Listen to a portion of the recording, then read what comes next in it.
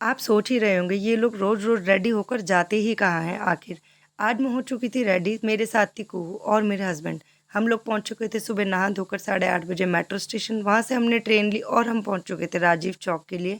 यहाँ पर हमने थोड़ी सी वीडियो बनाई और हम यहाँ बहुत ही बुरा हाल है। संडे वाले दिन भी इतना ज़्यादा क्राउड था कि हम लोग तो बहुत ही परेशान हो चुके थे। यहाँ पर आप भीड़ देख सकते हैं, ये भीड़ थी सुबह के 9:30 बजे की।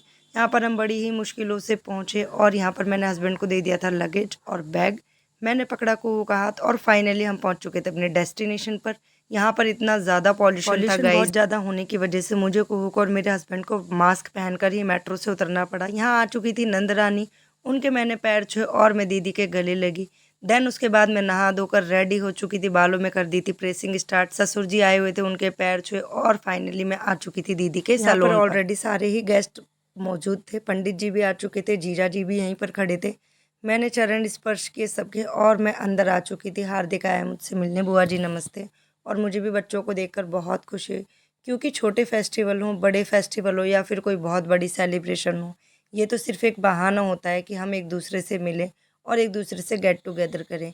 जी हाँ गाइज़, यहाँ पर दीदी ने ओपन किया है सैलून, तो आज था उसका हवन और हम सब थे वहाँ पर इनवाइटेड। तो यहाँ पर पंडित जी आ चुके थे, हवन स्टार्ट हो चुका था, सब बैठ चुके थे। पंडित जी ने यहाँ पर मंत्रोच्चारण किया, हवन किया और हम सब ने भी उसमें शामिल होकर उनका साहस बढ़ाया।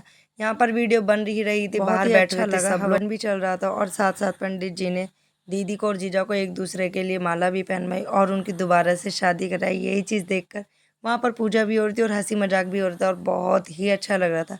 सो गाइस, दीदी ने जो सैलून ओपन किया है ये है रोहिणी सेक्टर 21 पॉकेट 4 में। अगर आपको आना हो तो आप यहाँ पर आ सकते हैं। 50% ऑफ पे आप सारे ही इसमें जितनी भी ट्रीटमेंट्स आप वो करा सकते हैं और अगर आप मेरे रेफरेंस से आएंगे तो आपको यहाँ पर और भी छूट मिलेगी। सो गाइज़, अगर आपको यहाँ पर विज़िट करना हो, आना हो, तो आप मुझे कमेंट बॉक्स में लिख कर भेज सकते हैं। मैं आपको पूरी डिटेल सेंड करूँगी।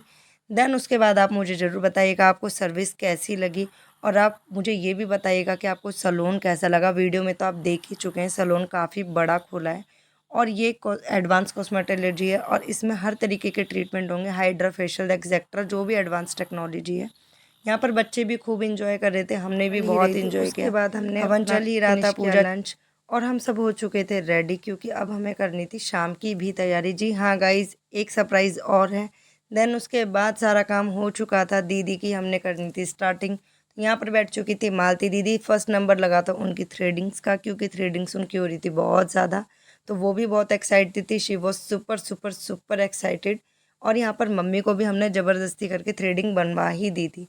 सो गाइज़, आप भी ज़रूर आइएगा। मैं यही चाहती हूँ कि आप भी एक बार अपना एक्सपीरियंस यहाँ पर लेकर देखिए कि आपको कैसा लगता है, कैसी सर्विस लगती है। यहाँ पर आ चुकी थी बारी मेरी और आप तो जानते ही हैं अगर कोई नया काम हो और उसको मैं ट्राई ना करूँ।